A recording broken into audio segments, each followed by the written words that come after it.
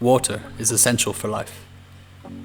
Humans and most animals can survive for weeks without food, but only days without water. This critical nutrient is also important in poultry production. In this model, we'll be exploring two aspects of water management in poultry: quality and quantity. When deciding where to keep your chickens, ensure that you have fresh, clean water available close by. Proper water management actually starts before the chicks arrive from the hatchery. Another key factor is the cleanliness of your drinkers. Before even filling for the first time, make sure you wash your drinkers in soap and water and apply a simple disinfectant that you have access to. If you don't have access to a commercial disinfectant from your local supplier, just add 120 milliliters of household bleach to 4 liters of water and allow to dry before adding fresh, clean water. The first 7 days of a chick's life are the most important for the health and productivity of the bird's life, and water quality and access is critical for success. The chicks have probably encountered a long and hard journey and can be stressed and dehydrated when they arrive.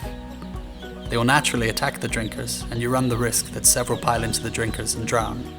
So having enough chick fonts available minimizes this risk. It is important that we create a zone of comfort that allows easy access for this clean water for the chicks. Always walk through your flock upon arrival and observe the chicks' behavior and make sure no chicks are wet or in the drinkers. If so, carefully take them and place them near a source of heat. Water not only provides hydration, but is involved in regulating body temperature, digesting food, and eliminating wastes. At normal temperatures, chicks typically consume twice as much water as feed, and during periods of high temperature, water consumption can double or triple. Chicks cannot regulate their body temperature, so they must rely on fresh, clean water to cool themselves. Fill the water fonts the day before the chicks are scheduled to arrive.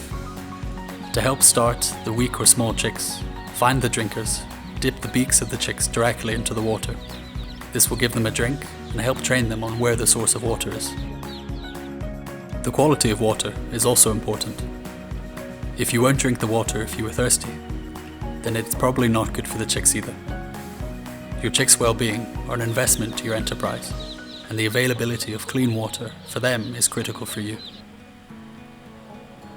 Your chicks should have access to one drinker for every 50 chicks, and spaced evenly across the room.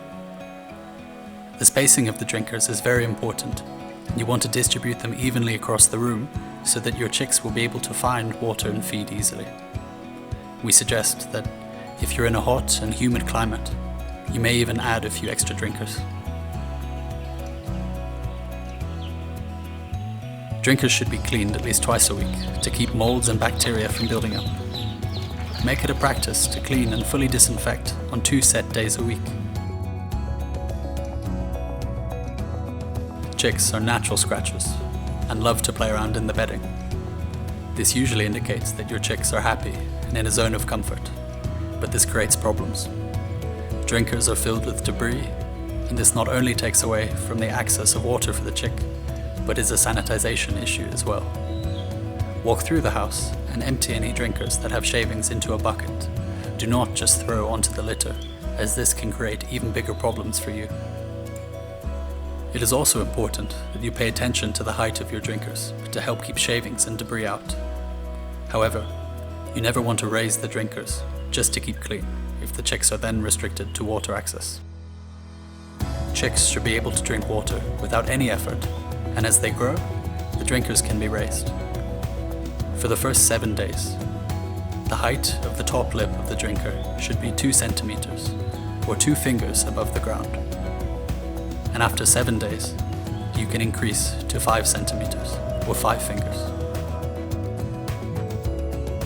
A good way to see if your chicks are finding the access to water is to gently feel the crop, which is at the bottom of the neck, right before the breastbone. If the crop is hard, it could be an indicator that the chick is not getting enough water. If the feed in the crop is dry, it will not be able to be properly delivered into the digestive tract. In conclusion, the extra efforts that you put into your water management program will pay huge dividends for your flock. For example, don't let the drinkers lean over and spill out onto the litter. Keep fresh water available to the chicks at all times. Keep drinkers cleaned and disinfected.